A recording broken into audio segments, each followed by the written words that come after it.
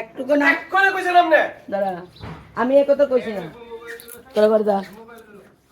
তোরা বাড়ি যা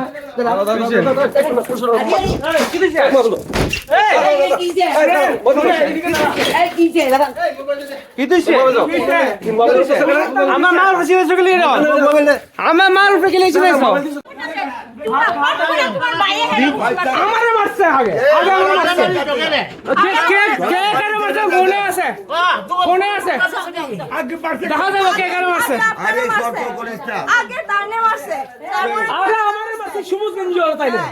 ওই যে নাকে তুই ওর তোর কাছে টাকার লিগা মারছে টাকা কেন দিছেন এর লিগা মারছে আগের টাকার লিগা এমন করছে আগে টাকার লিগা এমন করছে নাকের ভিতর থেকে রক্ত হইতেছে রে বাবা নাকের ভিতর থেকে রক্ত হইতেছে নাকের ভিতর থেকে রক্ত হইতেছে এই না ঢুকা তার নাম কি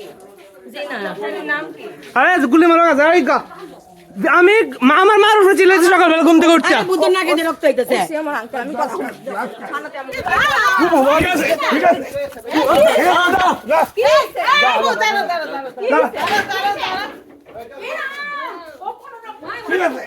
রক্ত আনতাম না গতবার কমপ্লেন করেছিলাম পুলিশ থানাতে এবার করবো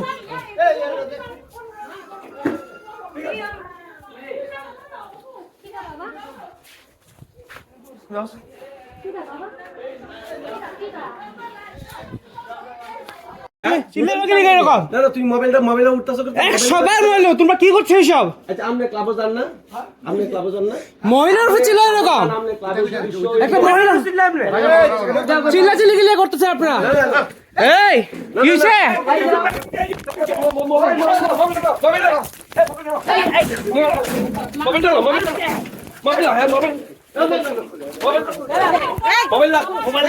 মোবাইল দে তুই আমি আজকে নিয়ে এটা দেখাইতেছি তো আমি আজকে নিয়ে থানাতে দেখাইতেছি এটা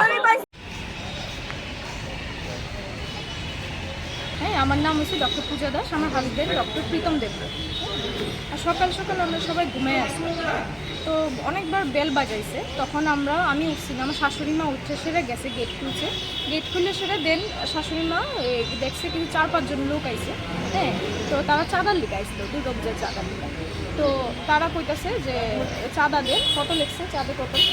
1,500 হ্যাঁ 1,500 একটা লিখছে লেখা দিয়েছে তখন কইছে গত বছরও তারা অনেক কিছু কইছে অনেক চেঁচামেচি করছে তো তারপরে দিয়ে আমার শাশুড়ি মা কইছে হ্যাঁ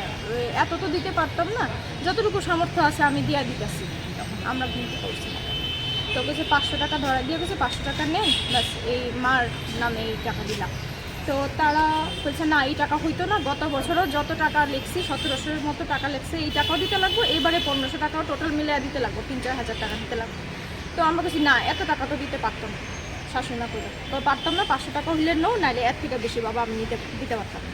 তারপরে দিয়া তারা ভীষণ চেঁচামেচি করতেছে আমরা শুনছি না কি হয়েছে তখন আমি ঘুমিয়ে আসলাম তখন আমার দেওর গিয়া সেটা তারা ধরছে হ্যাঁ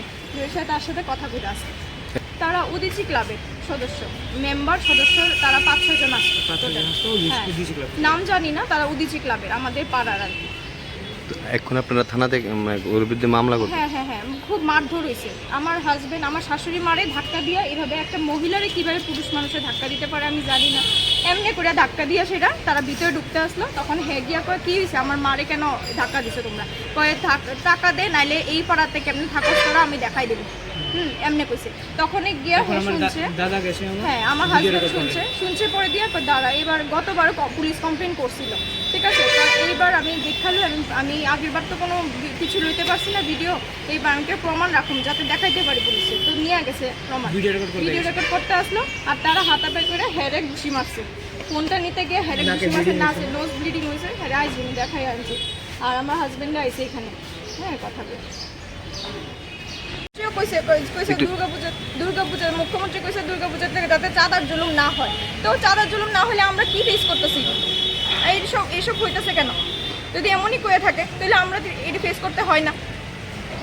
পুলিশ প্রশাসন ঠিক নাই তারপরে এইসব পাড়াতে আইয়া মারপিট করে সেটা চাঁদা নিতেছে এইসব নাকি